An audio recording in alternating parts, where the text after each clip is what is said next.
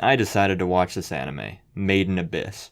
A friend said it was one of those cute but also sometimes really serious shows, also an adventure. Saying cute but serious immediately had me thinking about another show I really like, Kemono Friends, so I was hoping it might get something like that. This was a pretty dumb way to go into the series, but more on that later. I looked up a trailer and the art looked incredibly good, even if some of the face designs aren't exactly for me. Overall, the trailer sets things up really well. Before we get too deep into things, I should say I haven't read the manga. I've only watched what's in this first season, so that's all I'll be talking about. Also, although I might spoil a couple of things, I'm gonna avoid going into detail on anything too important. The Abyss is a giant hole in the ground. No one knows much about it besides that it's extremely dangerous to enter and full of seemingly magic artifacts. Some explorers journey down the Abyss in hopes of making money by bringing back these artifacts. Anyone who's read Roadside Picnic or played the Stalker games will probably be noticing some similarities. One difference here, though, is that this is an anime, so obviously we gotta have the ones going into the Abyss be children. In fact, this story is about an orphanage that specifically trains its children for abyss diving, what is possibly the most dangerous job imaginable, physically and mentally. So, our 12-year-old main character girl is out looking for artifacts. She ends up getting chased by this giant badass flying worm monster. She gets cornered, but just then there's a flash of light, and she realizes she's been saved by the mysterious robot boy. He's like 12, of course, and he conveniently has the storytelling trope of amnesia as well. Main girl sneaks him back to the orphanage, and we get our first really weird moment of the series.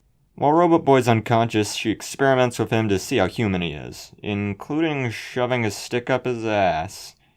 This is supposed to be a joke, but it did happen. Not on screen, mind you, but it's still a fairly uncomfortable scene regardless, especially with the main characters being so young. If it was just this one scene that was weird, you could just ignore it, because, well, it's an anime. Turns out it's not just this one scene, though. More than half of the episodes have something that is bound to make you at least a little uncomfortable. Amidst the ample exposition, we learn about main girl's mom, the lady from the opening that ominously doesn't have her face shown, even though her face isn't a plot point at all, making you wonder why it was ever hidden in the first place. She was famous for her expeditions into the Abyss, but has been in the Abyss for the past 10 years, having left her child behind. Main girl gets called on to view a message supposedly coming from her mother that says, "At the Netherworld's bottom, I'll be waiting."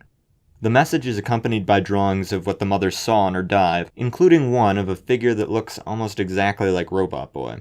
Henceforth, main girl's motivation to descend the Abyss is to find her mom, and Robot Boy goes to try to learn about himself. We don't actually enter the Abyss until episode 4 because of all the exposition and main girl's friend trying to convince her not to go. Episode 5 is sort of a tone setter. Some of those darker elements I was expecting are starting to show up. The problem I had was that I was hoping that the dark parts would be more subtle than over the top. Thinking about it though, my expectation didn't make a lot of sense considering that the only successful anime that did cute but dark in a subtle way that I know about is Kemono Friends. The majority take the over-the-top route, and not that there's anything wrong with that, it's just not what I wanted to see.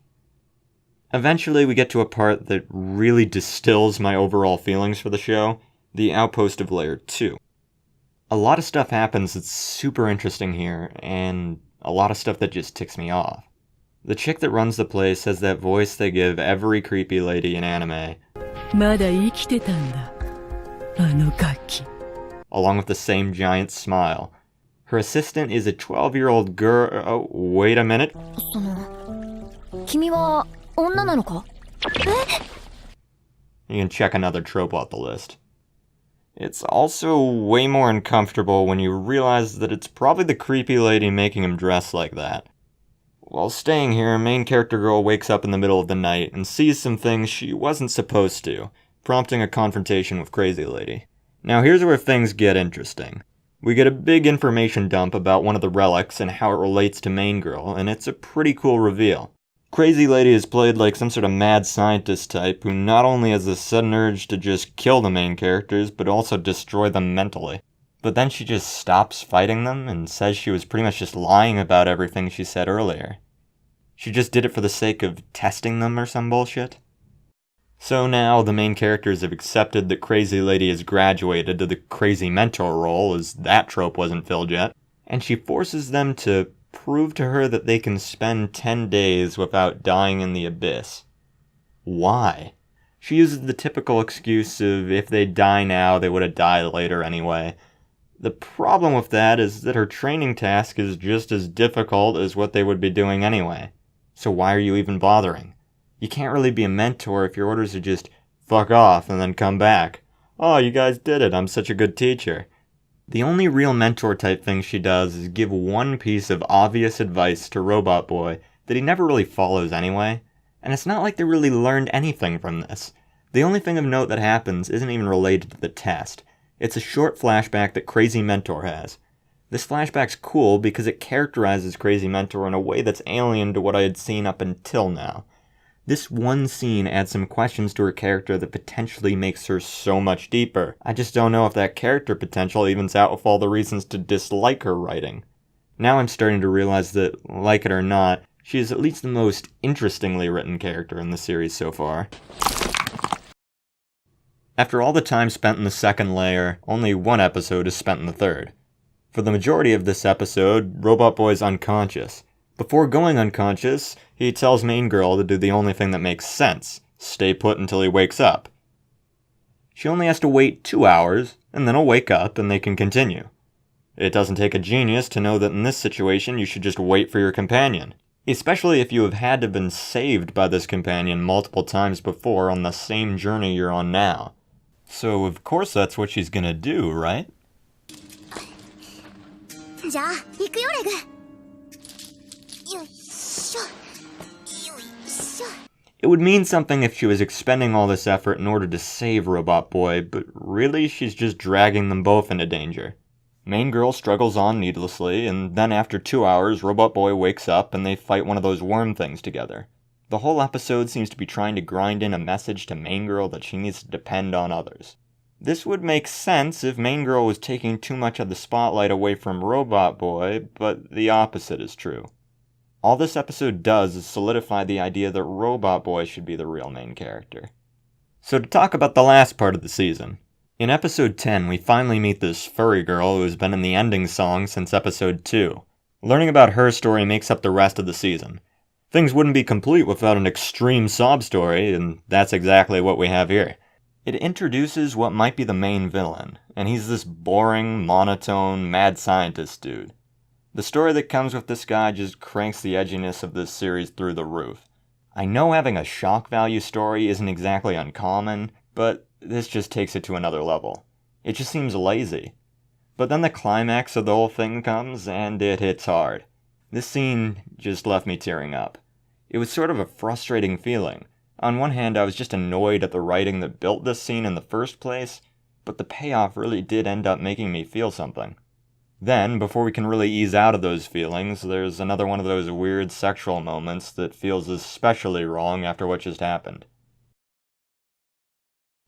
As I said earlier, the trailer made me really look forward to the art. As it turns out, though, the art is really inconsistent and strange sometimes. It tends to look like the animators just forgot to animate certain things until the last second, or that they completely changed styles for a half second here and there. Still though, I'm left really enjoying the basic designs for everything. It's also creative and interesting, and for the most part, the animation isn't bad enough to distract from that. Okay, so, overall, the music's really good. I think I could recommend people to listen to the soundtrack just on its own.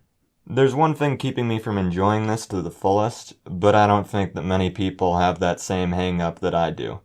What I'm talking about is that I tend to resent songs with lyrics when they play at bittersweet or otherwise sad moments.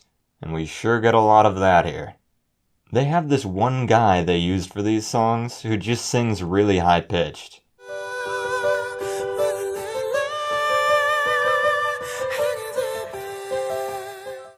I don't have a good explanation for why this sort of thing bugs me, it just does.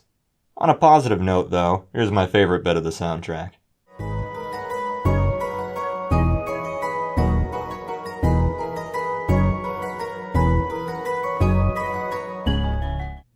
Anyway, thanks for getting this far.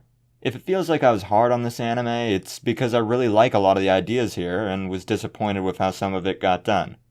I still don't know if I can exactly recommend this to anyone or not. The majority of people seem to really like this show, but I was left feeling more frustrated with it than anything. Regardless, I hope you enjoyed the video.